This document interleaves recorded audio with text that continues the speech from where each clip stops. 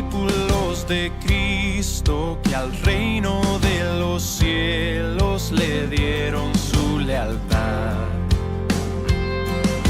Siervos que ante él se postran. Le doy nuevamente la bienvenida a todos los hermanos. Damos gracias al Señor porque nos ha brindado su bendita palabra, porque nos ha permitido conocerle y porque nos ha traído hoy a este lugar a escuchar su voz.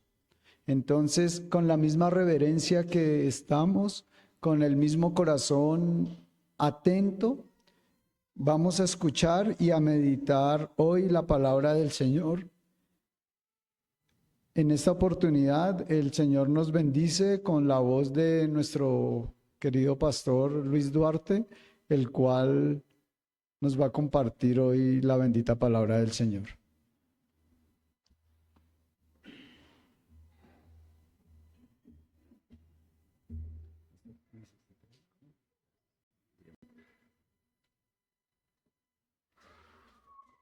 Bien, amados hermanos, muy buenos días.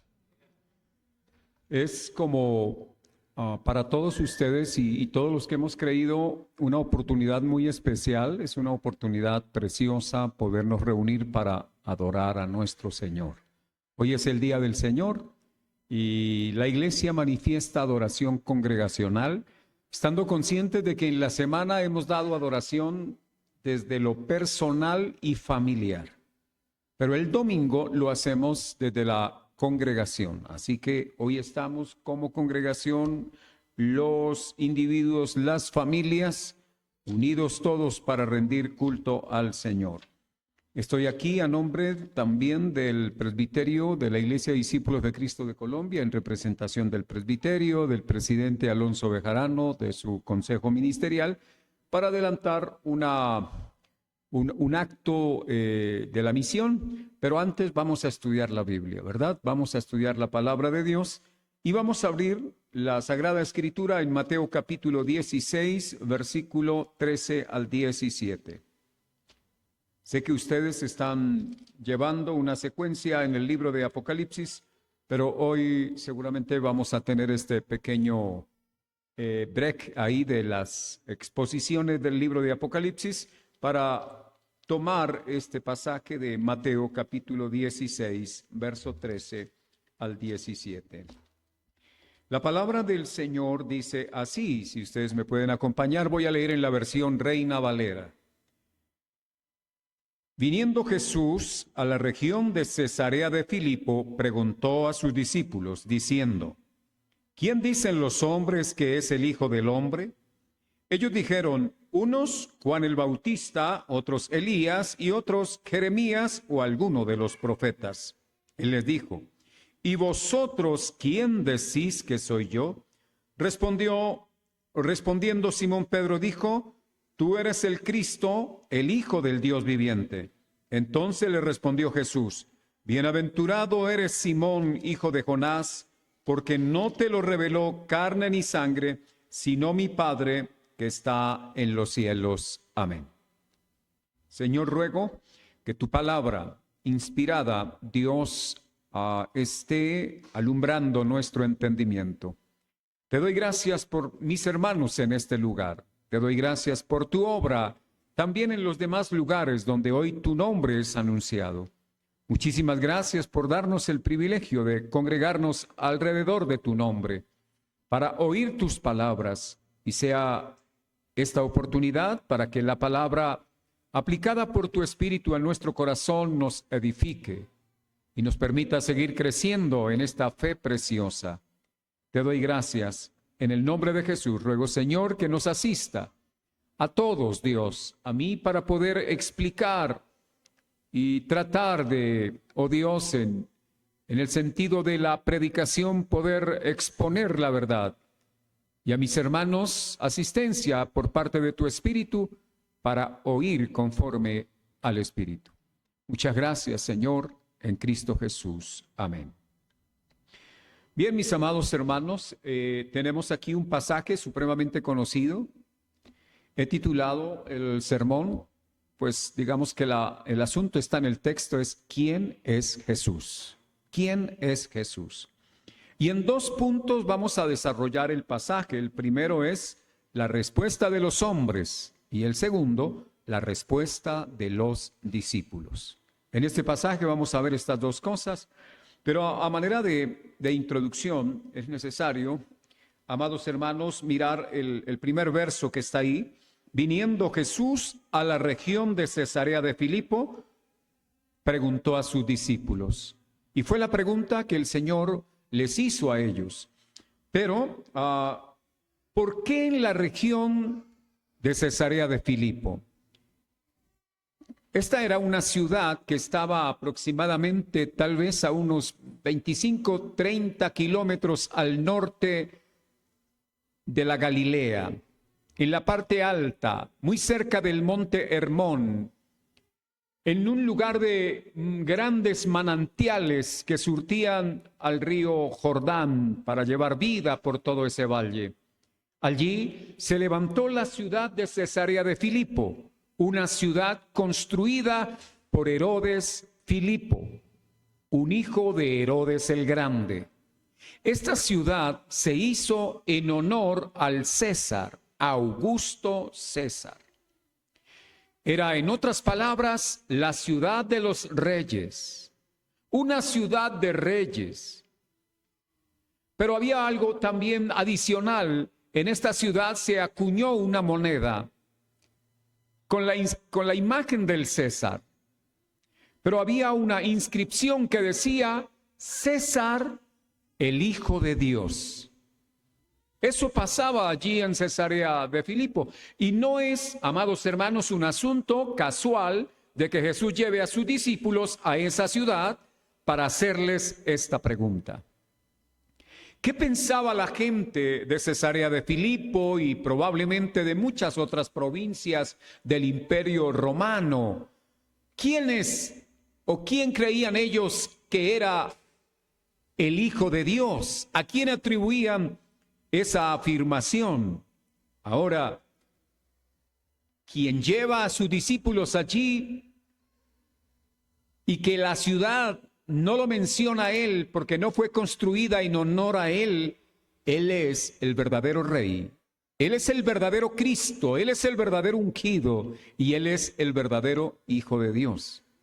Pero en ese entorno se creía otra cosa. Ahora, cuando Jesús pregunta acerca de qué dicen los hombres, y conforme al título del sermón, ¿quién es Jesús?, debemos también decir que con muchos adjetivos se ha tratado de hablar de Jesús en nuestro tiempo también. Algunos, por ejemplo, han considerado que Jesús es un maestro histórico, un personaje que vivió hace muchísimos años, un gran maestro de moral. Otros han afirmado que es probable que haga parte de esa casta de hombres muy importantes como Siddhartha Gautama o conocido como Buda. Otros tal vez piensen que era similar a Confucio y toda una ética que este personaje pudo dejarle a sus contemporáneos, coterráneos, la ética confuciana. Otros han pensado entonces que Jesús fue un revolucionario que se rebeló contra el sistema de la época, y así vamos tratando de describir quién fue Jesús. Esto desde la perspectiva de los hombres, al menos mirándolo desde nuestros días. ¿Quién es Jesús? Si preguntara usted en la calle, allí en el lugar de trabajo, a sus compañeros, ¿qué opinan acerca de Jesús? Pero sobre todo, ¿quién es Jesús? Tal vez algunos digan algunas cosas de lo que han oído, pero no de lo que saben, de lo que han escuchado probablemente en medio de su entorno acerca de Jesús. Hoy el deber nuestro es decir desde la Biblia, ¿quién es Jesús? Y la pregunta que el Señor va a hacer es, ¿quién dicen los hombres que soy yo? Esa es la primera pregunta, y la respuesta está aquí en este primer punto, versículo 14. Ahí está entonces también la manera en que responden los hombres. Recuerden que aquí son los discípulos los que están diciendo, hemos escuchado, hemos oído que la gente dice que tú eres, versículo 14, ellos dijeron, unos Juan el Bautista, otros Elías y otros Jeremías o alguno de los profetas. Entonces veamos.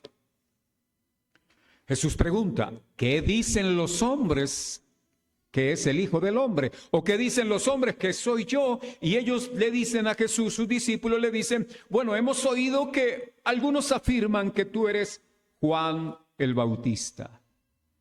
¿Quién fue Juan el Bautista? Lucas 7, capítulo 7, verso 28.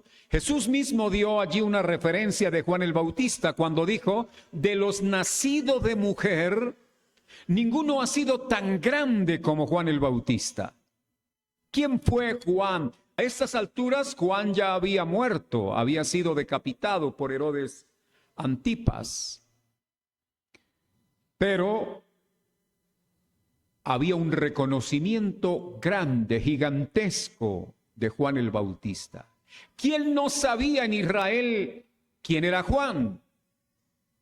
Cuando Juan comenzó su ministerio, multitudes vinieron a él, fueron bautizados por él y probablemente le admiraron y se regocijaron en su enseñanza. Él no era el Mesías. Juan mismo dijo, yo no soy, es él. Pero este hombre era un hombre grande. Con esto para decir que la gente comparaba a Jesús con alguien grande. No había una idea de disminuir a Jesús. Desde la razón humana, cuando preguntan acerca de quién es Jesús, ellos dicen, ¿es Juan el Bautista o alguien igual a Juan el Bautista? Tienen un concepto elevado de Jesús. Tienen una idea de que Jesús es alguien grande, muy grande. Pero debo decirles que compararle con Juan el Bautista no es ningún honor a Jesús. Es probable que si a nosotros nos comparan, ustedes han oído la frase de que las comparaciones son odiosas, pero eso no es tan cierto.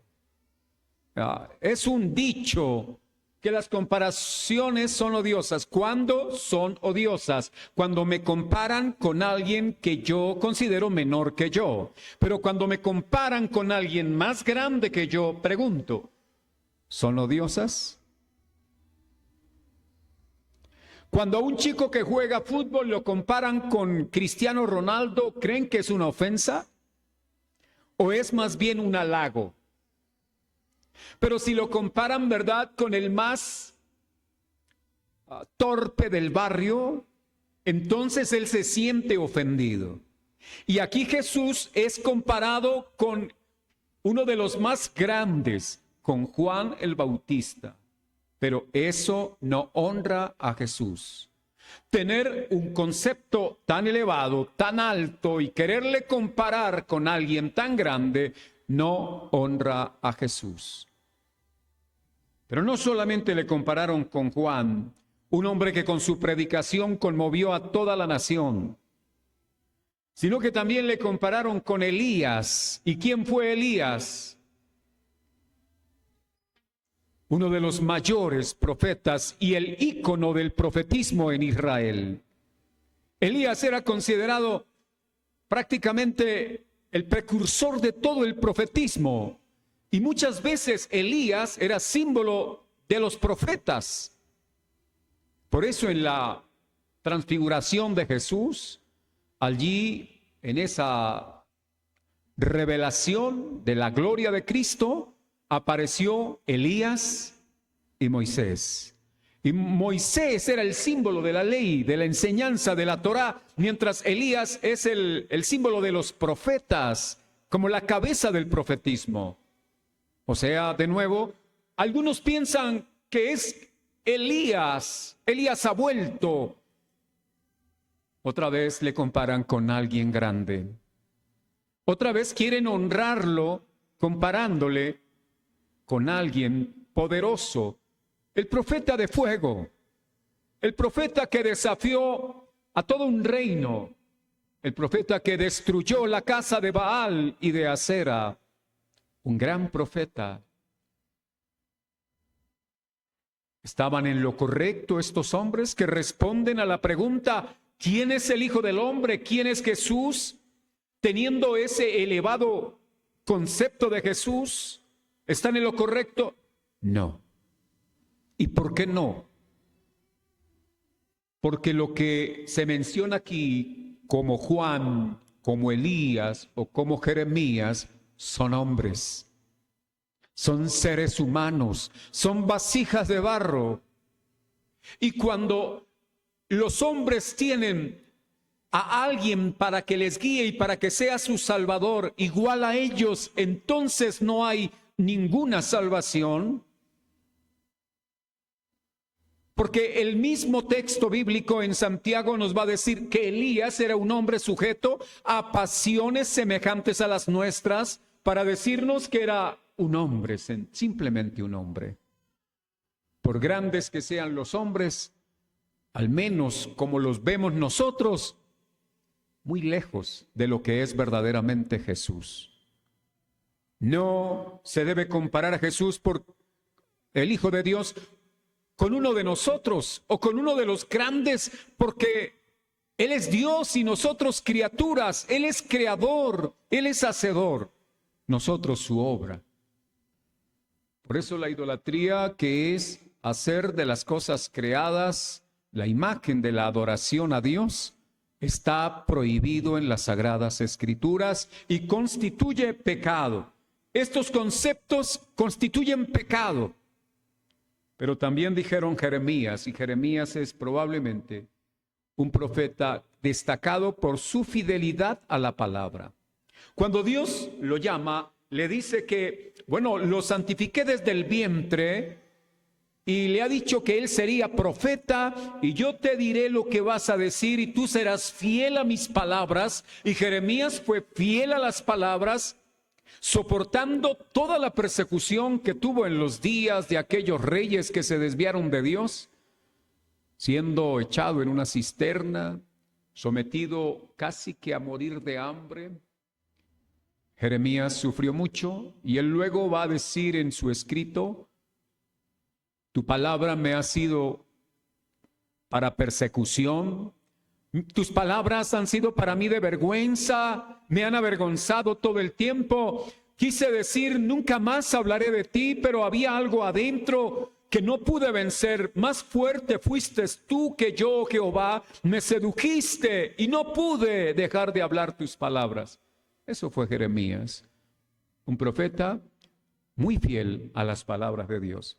Pero ningún honor a Jesús al compararle con estos hombres.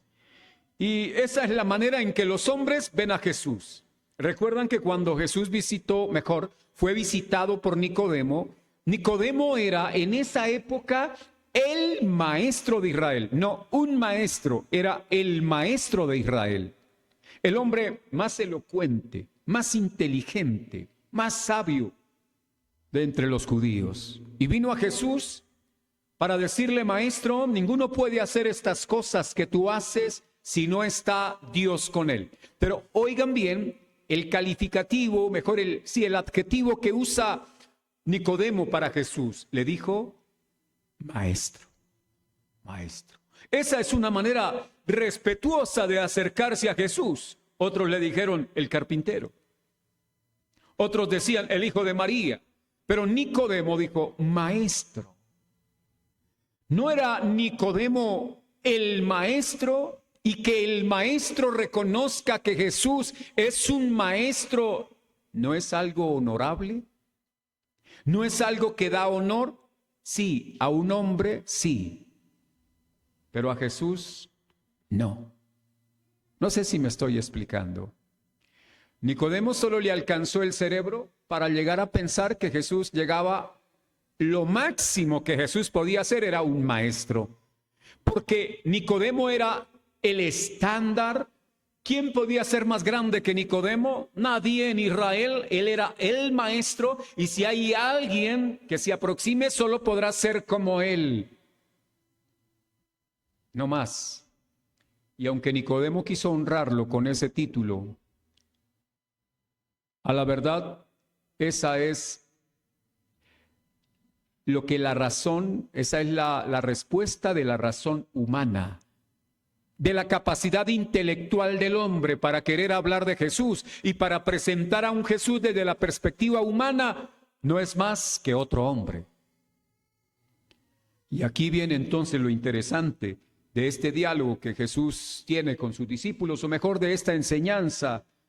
Recuerdo ahora otro asunto. Vino un hombre rico y le dice a Jesús: Maestro bueno, ¿qué debo hacer para heredar la vida eterna? Este hombre no solamente considera que Jesús era un gran maestro, sino que además era bueno. Pero aún así, estaba lejos de la definición de quién es Jesús, de la respuesta de quién es Jesús. Esas son respuestas humanas a esa pregunta. ¿Cuál debe ser la respuesta de los discípulos? Y vamos a mirar entonces el verso 16.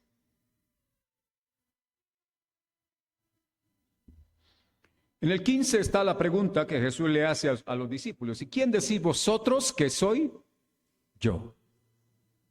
La respuesta de los discípulos está en los labios de Pedro.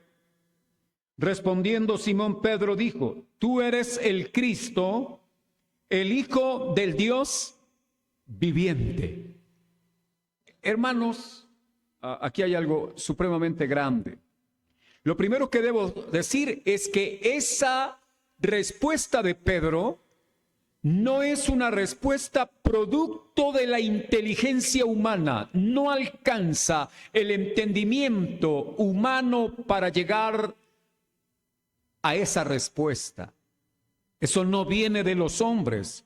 No es producto de la capacidad de razonar. Además, Pedro tal vez era el más burdo de los discípulos, el más torpe de los discípulos, y es en los labios de ese discípulo burdo y torpe de donde sale la confesión más grande y más gloriosa que algunos han llamado el fundamento de la iglesia de Cristo.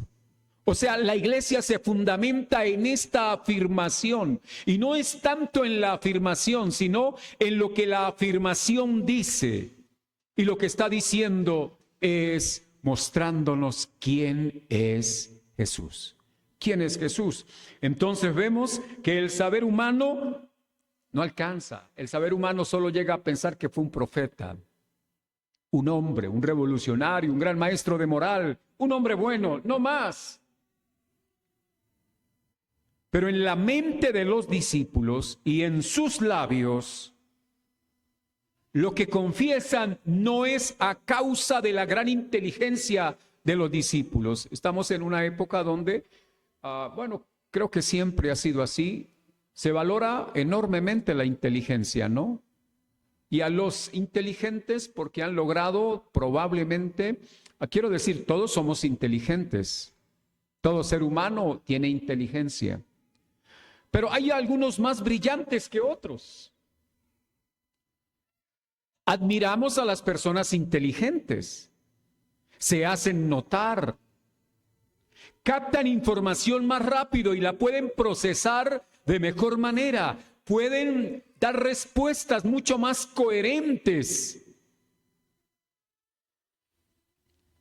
Pero a veces todo ese conocimiento adquirido por la razón, por la experiencia humana, solo hincha el corazón, solo lo inflama.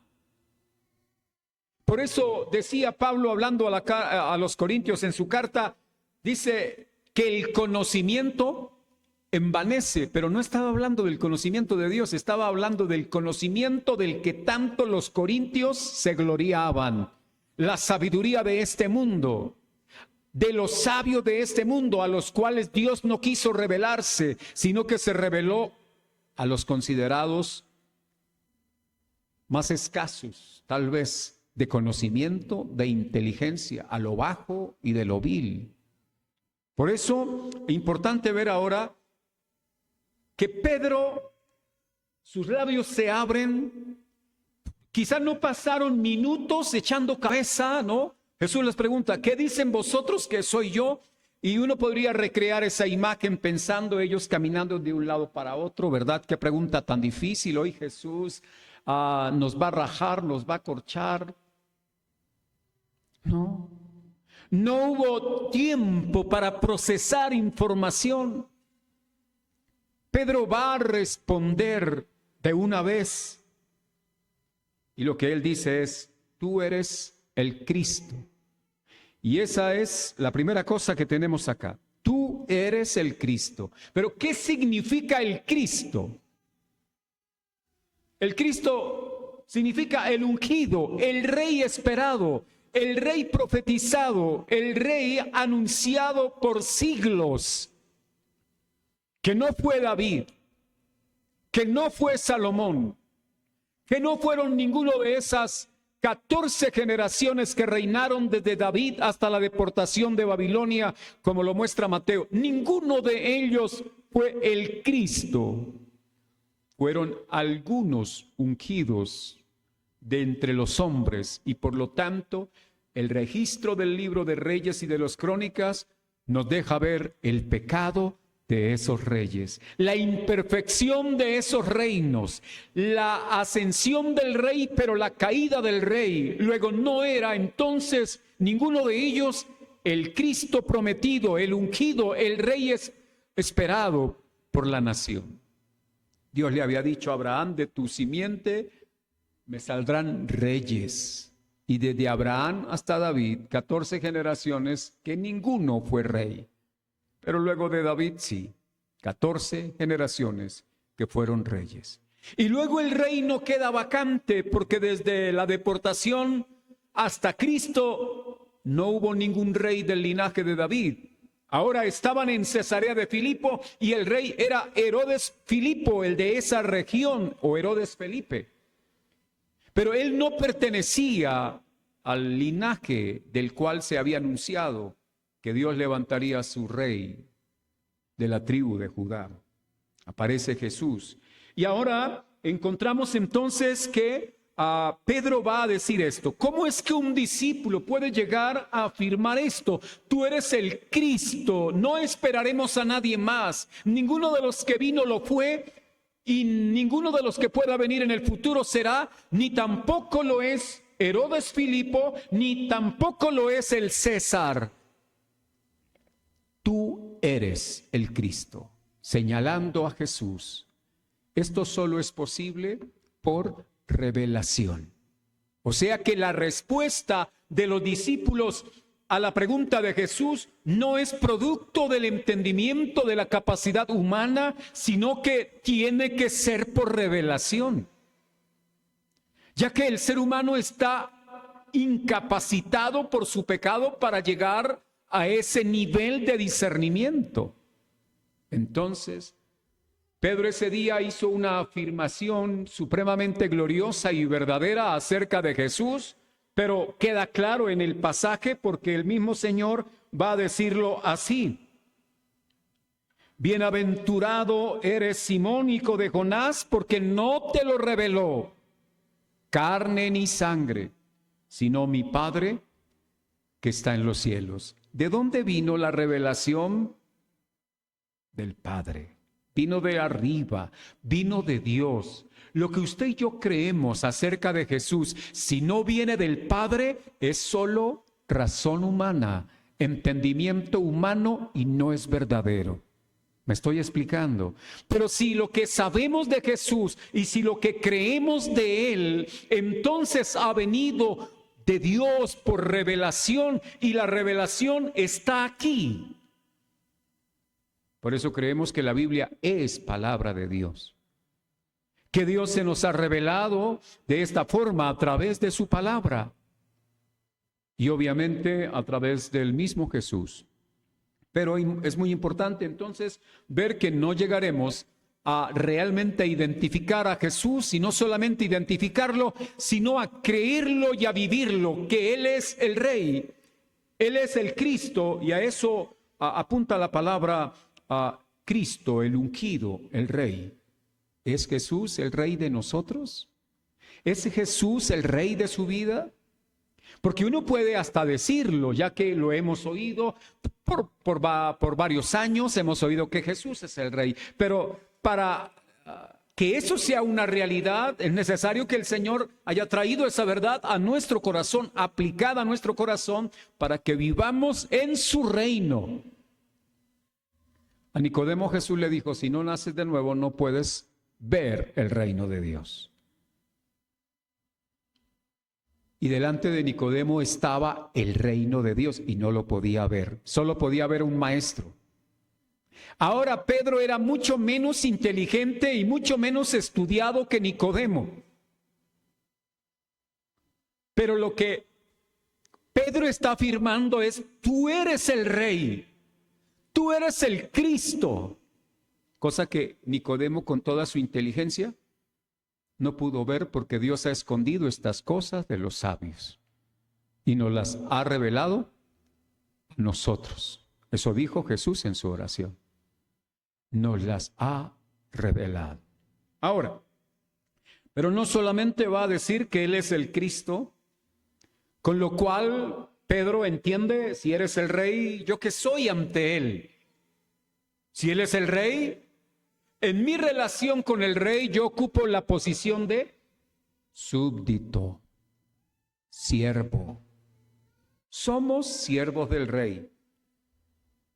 Jesús dijo estas palabras, me llamáis Señor, Señor, y no me hacéis caso. ¿Recuerdan? Ahora no recuerdo bien la cita, por allá en el Evangelio de Mateo. Jesús dice, bueno, ustedes me llaman Señor, Señor, pero ustedes no hacen caso a lo que yo les digo. Luego están negando con los hechos lo que afirman sus palabras. Si yo digo que Jesús es el Rey, entonces yo debo, si he sido revelado, alumbrado, iluminado por Dios, eso se verá en nuestra vida, en la rendición, en la postración delante de Jesús como nuestro Rey soberano. Vivimos para hacer su voluntad. Si Él es el Rey, su voluntad debemos hacer. ¿Estamos haciendo la voluntad de Dios? En todo. Porque la idea, usted dirá, bueno, estoy aquí porque es la voluntad de Dios. Sí, está bien y qué bendición enorme. Pero mañana salimos a trabajar y estamos trabajando conforme a la voluntad de Dios. Hacemos las cosas conforme a la voluntad de Dios. Nos sometemos a ella. Cuando un súbdito entraba en la presencia de un rey en la antigüedad, llegaba al sitio y se postraba sin siquiera levantar sus ojos. Se postraba. Ponía el rostro en la tierra y con eso estaba indicando hágase como tú quieras. Puedes ordenar que me maten, ¿verdad? Puedes ordenar que tomen mis hijos, puedes tomar mis tierras, puedes tomar lo que quieras. Todo es tuyo, todo te pertenece, mi vida te pertenece. Eso indicaba la persona cuando entraba en la presencia del Rey y se postraba. A veces los cristianos, cuando nos quitan algo, cuando perdemos algo, mostramos dientes y uñas. Y tratamos de salir a defender lo que decimos que es nuestro. ¿Qué es nuestro? ¿Qué nos pertenece? Y nos dolemos aún con Dios. ¿Por qué, Señor, permitiste esto? Job perdió todo, hasta su salud y la admiración de su esposa. Después de eso, ¿qué le queda a un hombre? No sé si me explico, en el plano humano, ¿no? Perdió sus haciendas, perdió todas sus riquezas, perdió sus hijos, 10 hijos. Y ahora, por último, ha perdido la salud, anda supurando por todo lado, pero no solo eso, sino que ahora su esposa ya no lo admira, ya no lo respeta, y uno podría pensar, después de eso, ¿qué queda? Como que ¿para qué vivir? Pero aún en esa condición, Job se postró y adoró a Dios, porque aún le quedaba la vida. Y no era de Job, era que Dios le había dado aún vida. Y mientras tuviera vida, como dice el salmista, mientras yo tenga respiración, mientras yo tenga aliento en mi nariz, serviré, adoraré, alabaré al Señor. A Job le quedaba todavía aliento de vida, no le quedaba nada más. Su esposa vino para inducirle a la blasfemia como mensajera de Satanás. Maldice a tu Dios y muérete, porque pareciera ser que después de eso no queda más que morir. ¿Para qué seguir viviendo? Pero Job sabía quién era su redentor, quién era su Señor, a quién le pertenecía. Las ovejas y los camellos y los bueyes que perdió no eran de él, eran de Dios. Al final, el duelo no es por esas cosas. Ni siquiera a sus hijos le pertenecían. Un súbdito debe vivir con conciencia de súbdito. Todo es del Señor. Todo es del Señor. Pero viendo la última parte de la confesión de Pedro, es el Hijo del Dios viviente. Hijo del Dios viviente. ¿Qué se decía del César? César, hijo de Dios. Por eso el culto en esta ciudad al César era un culto con mucha pompa. Los adoradores del César obviamente no iban a adorar en Jerusalén, no iban a adorar hacia el centro de la tierra de la Palestina, pero tenían hacia el norte, alejaditos un poco para evitar problemas. Allí estaba el gran culto al emperador Augusto César como hijo de Dios. Y lo que está diciendo Pedro es muy subversivo. Es una afirmación contradictoria a lo que la mayoría de la gente pensaba. Además, era la afirmación por la cual su vida estaría en riesgo, porque era negar la deidad del César, negar el señorío, negar el reino del César como amo absoluto y dueño del imperio. Eso podía costarle la vida. Pero cuando esa revelación viene del Padre, no la podemos ocultar, no la podemos esconder. Y aunque la vida esté en riesgo, confesaremos que Jesucristo es el Hijo del Dios viviente, que Él es el Señor. Porque como también lo señaló el mismo apóstol Pedro, a este ha hecho Dios Cristo y Señor, hablándole a la multitud que vino a escucharle en aquel sermón que Pedro estaba dando. Rey y Señor. Pero al decir Hijo del Dios viviente, aquí hay algo muy importante. Yo les pregunto en esta mañana, ¿ustedes son hijos del Dios viviente? Solo el hermano, los demás en silencio, pensando qué va a decir ahora el pastor, si digo sí, si digo no. ¿Son ustedes hijos del Dios viviente? Bueno, y Pedro dijo, tú eres el Hijo del Dios viviente. Como que no hay nada raro en eso, ¿verdad? No, sí hay una gran diferencia.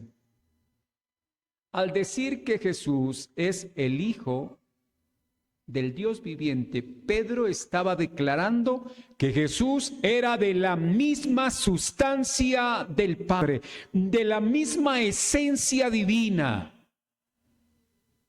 Nosotros aquí ahora tenemos una serie de confusiones, ¿no? ¿Por qué razón? Es verdad lo que ustedes han dicho, somos hijos del Dios viviente, pero hay que aclarar que nosotros no somos de la misma sustancia del Padre. Eso significa que somos hijos por una razón en el plan de redención.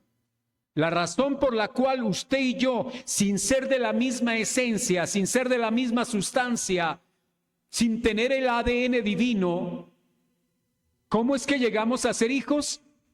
Por la adopción. Fuimos adoptados.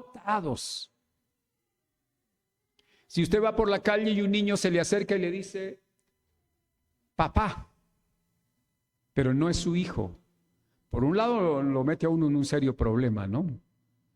Imagínese uno yendo con la esposa por ahí en un centro comercial y un niño de 4 o 5 años corre y le abraza la pierna y le dice, papá. pero no es su hijo, ni usted lo ha adoptado. Bueno, ese día el matrimonio está en serios problemas. ¿Cómo me dice papá? ¿Cómo es que él se hace mi hijo si no es mi hijo? ¿Qué autoridad tiene para llamarme padre? Nosotros no tenemos ninguna autoridad en nosotros por nuestra piedad, por nuestras buenas obras, para decir que somos hijos por esto o simplemente porque me parece chévere decir que soy hijo de Dios. No. ¿No le gustaría acercársele de pronto al señor Sarmiento Angulo y usted un día verlo en una reunión y decirle, papá, a ver si vota algo por ahí? Pero por más que usted le diga papá, él no le va a dar herencia porque usted no es su hijo. Para que usted tenga parte en la herencia, él debería adoptarlo. Y la adopción no es porque usted quiere, sino porque él quiso. Y en el caso de Dios, él nos adoptó según su puro afecto de la voluntad de él, según su beneplácito.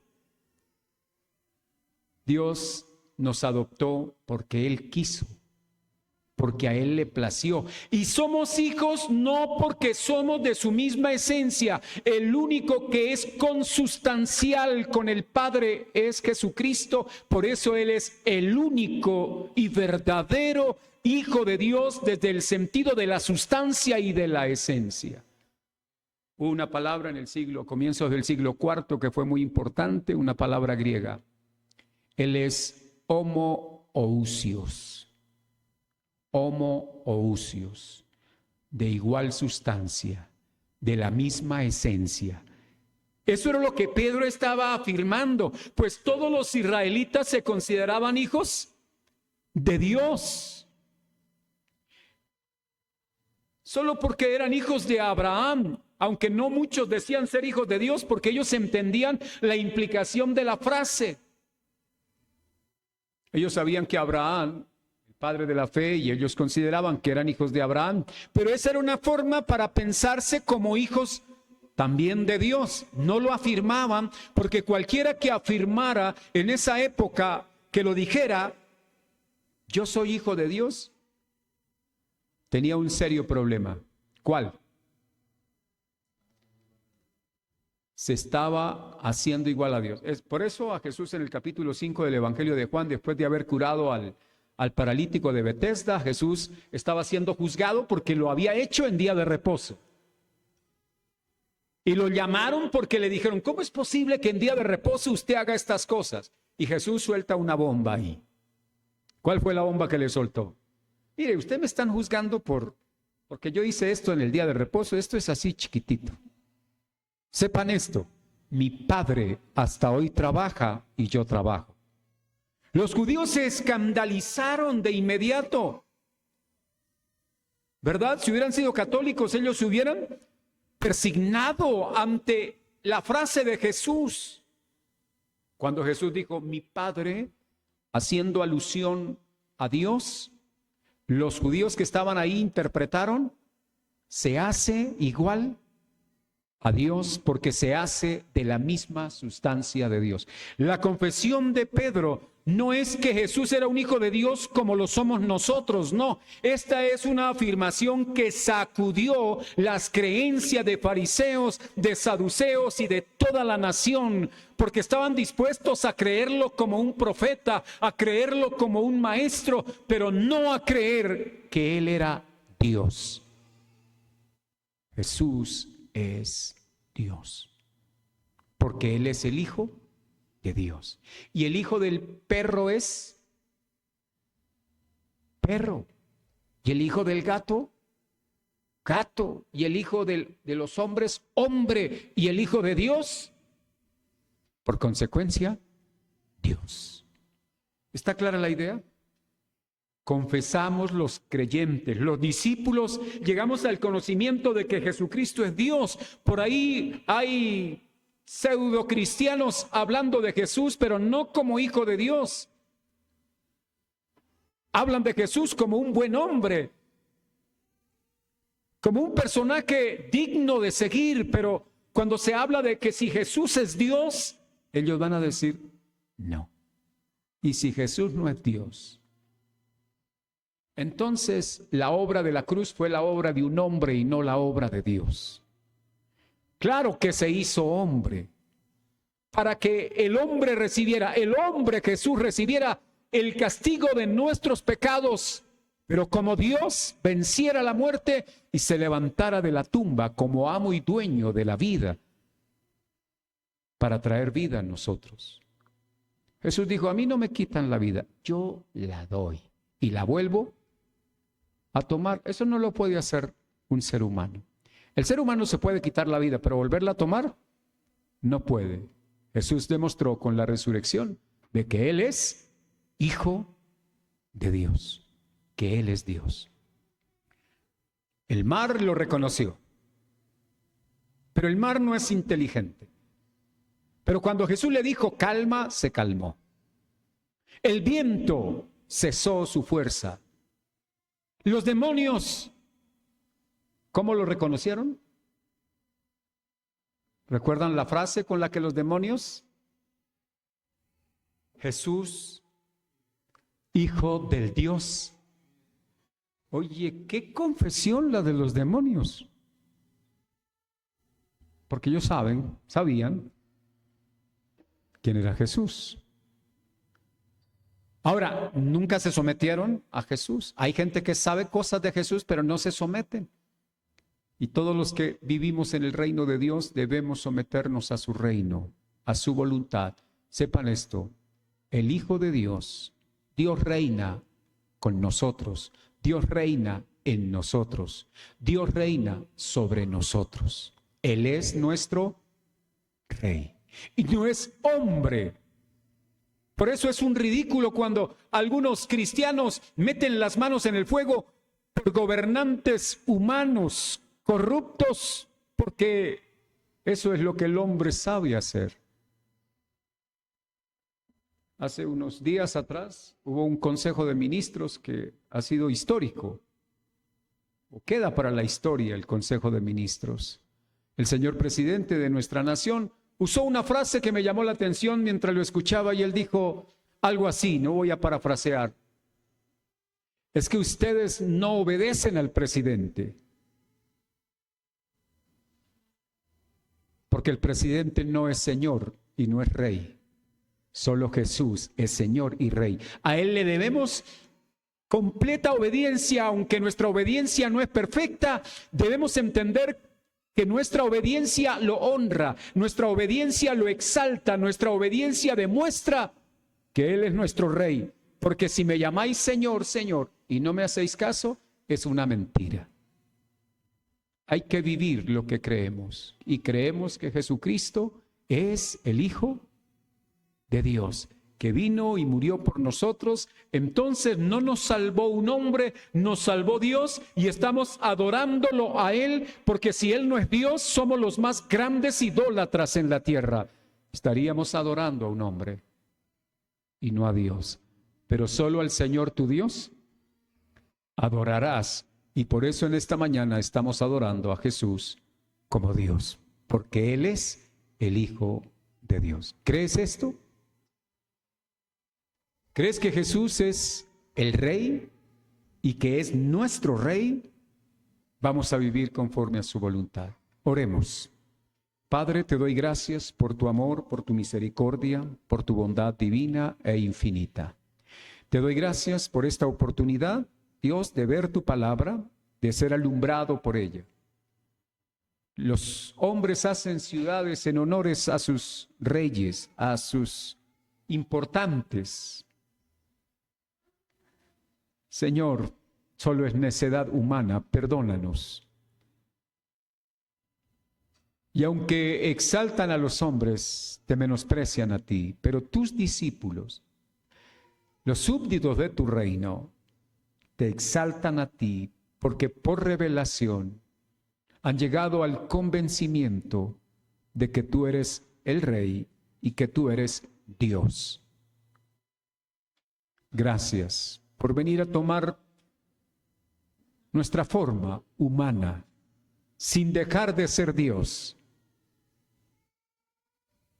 Y te levantaste como Dios para recibir todo el poder, todo el honor y toda la exaltación, porque al que está sentado en el trono y al Cordero sea la gloria, la alabanza, el imperio, la acción de gracias. Toda exaltación es para Él. Señor, permítenos crecer en esta convicción de lo que tú eres. Muchas gracias. En el nombre de Jesús. Amén.